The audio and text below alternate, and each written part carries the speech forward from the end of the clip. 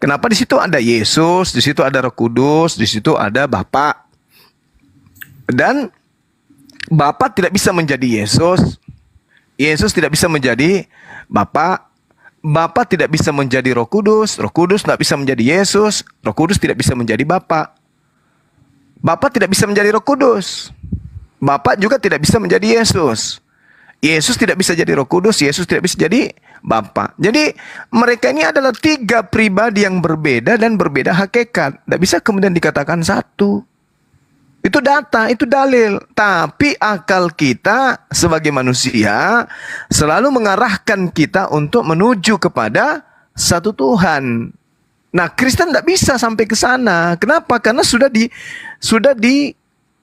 lingkari dengan doktrin dan dogma. Kalau dikatakan monoteisme, yang mana yang satu itu? Dibilang Bapa. Lalu Yesus bagaimana? Roh Kudus bagaimana? Dikatakan Yesus, terus Bapa bagaimana? Roh Kudusnya gimana? Dikatakan Roh Kudus, terus Yesus dan Bapa bagaimana? Sementara mereka ini adalah masing-masing berdiri sendiri. Gak bisa dikatakan satu. Yesus berdiri sendiri, Bapa berdiri sendiri, Roh Kudusnya berdiri sendiri. Tapi Kristen mau mengatakan kami monoteisme juga. Tapi tidak bisa. Karena di Kristen itu ada tiga pribadi yang disembah masing-masing, di mana tiga pribadi ini berdiri pada kodratnya masing-masing. Bapa lebih besar daripada aku. Bapa tahu hari kiamat, aku tidak tahu hari kiamat. Bapa yang mengutus aku diutus oleh Bapa. Roh Kudus tidak berkata-kata dari dirinya, melainkan apa yang didengarkan itulah yang disampaikan. Yohanes 16 nomor 13. Jadi tiga pribadi ini tiga hakikat juga. Tidak bisa dikatakan satu. Tidak bisa. Makanya ajaran Kristen itu ditolak di Yahudi. Mereka tidak mengenal Kristen ini sebagai bagian daripada mereka. Kristen ini dianggap bidat. Seperti itu, Bang. Silakan. Ya, kayaknya nggak perlu saya perjelas kembali. Karena kan kita diskusi. Iya. Oke. Mungkin dari tadi saya perhatikan kan itu berbicara tentang kekristenan terus ya. Tapi saya pikir tadi moderatornya itu ini dari perspektif Kristen, ini dari perspektif Islam. Saya pikir mungkin wajar aja kalau Anda beranggapan seperti itu. Sehingga nilai-nilai yang Anda bawa, prinsip-prinsip yang Anda bawa adalah basis dari keislaman itu. Nggak masalah bagi saya. Tapi hanya saja kalau memang Anda sudah memahami dan mengerti apa itu teologi Kristen yang dikaji berdasarkan hermeneutik kekristenan, maka mungkin Anda bisa berpikir kembali sebelum Anda melontarkan kata-kata seperti Anda katakan tadi. Kalaupun kita tadi berbicara, Anda bilang lihat data, lihat dalil, apa segala macam. Kalau memang Anda sudah memperdalam tentang hermeneutik kekristenan, pasti Anda sudah bisa memahami tanpa harus saya jelaskan. Kalau Anda katanya sudah mengaku belajar. Kan gitu tadi. Nah, tadi saya katakan apakah di dalam keislaman itu, apakah bisa menggunakan tafsir hermeneutik yang mana di dalamnya ada kritik sejarah, ada kritik literatur, ada sampai semuanya sosio-retorik. Apakah juga di situ demikian di dalam keislaman? Katanya tadi sama. Nah, kalau memang itu, cobalah kita tadi alangkah baiknya bergerak kita berdasarkan definisi Allah itu apa. Jangan kita langsung mengacu kepada yang dogmatis, tapi kita tak berbicara tentang hermeneutik yang kita gali dari dalam Biblis itu. Nah, jadi cukup itu sajalah dari saya, Bang. Oke. Jadi kalau berbicara mengenai Islam, tadi kan saya mengawali dengan surah Al-Ikhlas. Di Al-Quran itu kemudian dalilnya sudah sangat banyak sekali. Dikatakan bahwasanya annama ilahukum ilahu wahid. Jelas itu di dalam Al-Kahfi ayat 110. Fa in tawallau faqul hasbiyallah la ilaha illahu. Diterangkan dalam At-Taubah ayat 129. Tiada Tuhan selain Allah. Wa ma arsalna min qablika mir rasulin illa nuhi ilaihi annahu la ilaha illa ana fa'buduni. Tiada Tuhan selain aku, maka sembahlah aku. Itu cuma satu Tuhan, monoteisme. Wala tad'u ma'allahi ilahan akhara la ilaha illahu. Tiada Tuhan yang berhak disembah selain daripada Allah.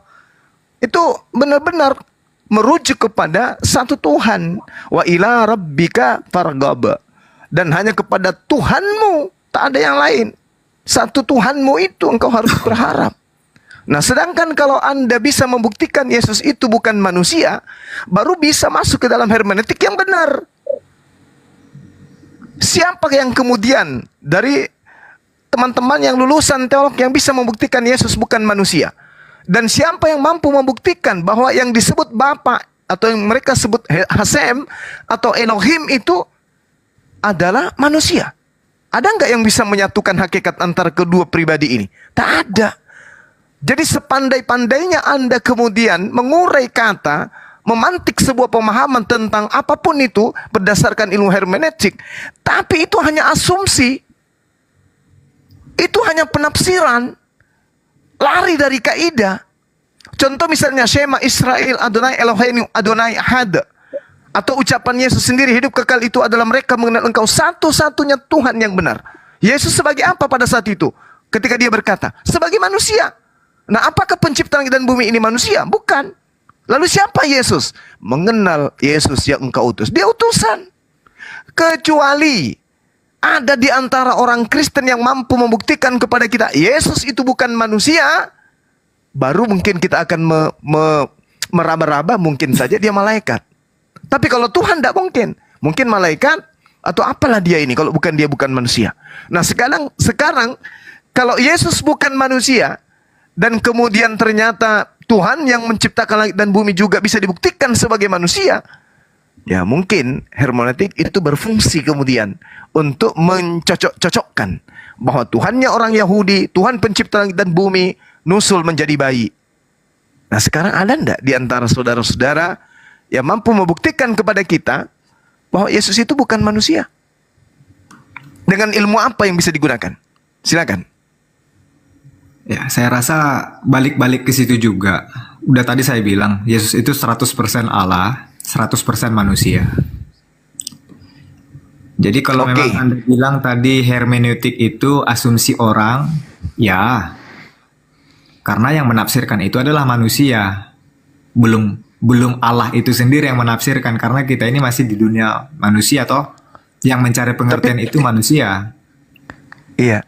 Tapi Tuhan sudah menyatakan dirinya. Yeremia 10:6. Tidak ada yang serupa dengan aku. Sekarang gini Bang. Kalau Abang mengutip-kutip ayat itu dari Kejadian sampai Wahyu, silahkanlah. Tapi pahamilah. Setiap teks itu ada konteksnya. Sudah? Konteksnya merujuk kepada Trinitas. Yesus Tuhan. Kan gitu maunya. Oke, cukup. Nah, sekarang paham. Nah, sekarang begini. Coba Anda narasikan Yeremia 10:6. Tidak ada yang serupa dengan aku. Tidak ada yang serupa dengan Tuhan. Coba Anda kemudian narasikan seperti apa tuh? Apakah bisa kemudian kita serupakan Tuhan ini dengan makhluk? Kalau Anda mengatakan Yesus 100% manusia, 100% Tuhan, bagaimana dengan Tuhan sendiri? Apakah Tuhan itu 100% Tuhan, 100% manusia? Yesus oke, itu doktrin, itu dogma, oke, itu tafsir Anda, silakan. Nah, sekarang Tuhan sendiri pencipta langit dan bumi, apakah 100% manusia juga? 100% Tuhan juga? Lalu bagaimana kemudian Anda bisa mengatakan Yesus yang 100% manusia, pada dirinya ada unsur ketuhanan, sedangkan sudah penuh 100%? Coba, terlalu berlebihan saudara. Kalau Anda mengatakan Yesus itu 100% manusia, saya minta 0,1% sisi ketuhanannya, coba tunjukkan ke saya. Ada nggak? Jangan 100%, 0,1%. Kalau ada silakan tunjukkan. Iya, buat kalau apa ada saya nih tunjukkan? Ya karena memang tidak ada. Bukan masalah. Yalah. Lah, saya minta 0,1%. Ada nggak? Anda mengatakan nggak usah saya tunjukkan. Kita butuh tunjukkan kalau ada. Anda tidak akan pernah bisa menunjukkan. Yesus itu bangkit, sudah. Yesus mati, Yesus bangkit itu adalah tanda angkatan jahat angkatan tidak setia. Baca Matius 12 nomor 38 sampai 40. Angkatan jahat ini minta tanda dan tidak akan diberi tanda satupun kepada mereka, melainkan tanda Yunus. Sebab 3 hari Yunus dalam perut ikan, anak manusia 3 hari di dalam perut bumi. Siapa yang mengimani itu, maka dia adalah angkatan jahat. Jelas itu. Oke lah. Jadi percuma saya debat sama Anda. Saya pikir Anda memang menguasai, ternyata enggak. Oh ya sudah, Anda yang menguasai, karena Anda yang tidak mampu menunjukkan bukti. Makasih. Ya, sama-sama. Anda ini Anda yang menguasai, tapi Anda nggak pakai data loh, bro. Gontor. Kan tadi saya ucapkan pertama sekali ya bro ya. Anda sudah belajar tentang teologi Kristen, sudah. Alhasil yang dilakukan, yang diperlihatkan apa? Hanya menyangkut pautkan ini ke sini, ini ke sini. Ayat ini ke sini, ayat ini ke sini.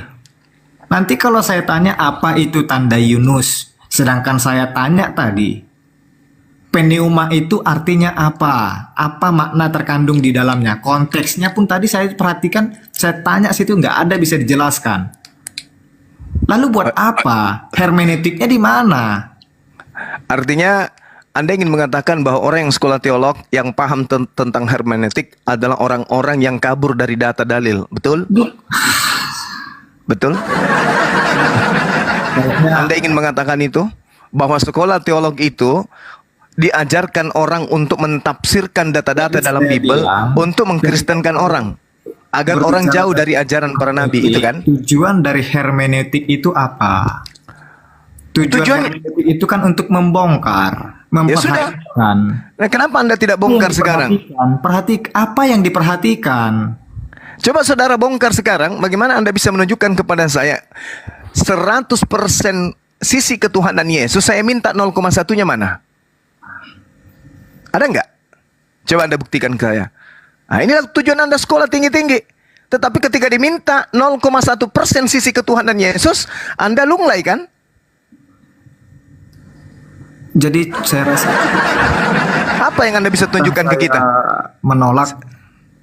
Memang Anda nggak mengerti. Jadi Anda nggak mengerti atau saudara yang tidak mengerti? Kok bisa kayak gitu? Saya sebagai orang yang ingin belajar, aja lah. Tunjuk kepada saya 0,1% sisi ketuhanan Yesus. Kalau ada, mana? Ya. Mana? Aduh, ini. Ya saya minta bang, saya minta kan. Kita kan di sini dialog. Saya minta bukti 0,1% sisi ketuhanan Yesus yang katanya 100%. Mana 0,1 itu? Tunjukkan. Jadi saya katakan pun tadi, Yesus itu mengalami kematian, mengalami kebangkitan. Itu tidak menurut Anda kan? Lah kan Tuhan mematikan dan menghidupkan. Lalu mematikan itu bagian dari 100% sisi ketuhanan. Ya itulah yang Anda tidak mengerti. Ya cobalah kasih mengerti saya bahwa sisi ketuhanan itu adalah mati. Yang Anda katakan itu. Bahwa sisi ketuhanan Yesus itu karena dia mengalami kematian gitu. Aduh. Oke lah.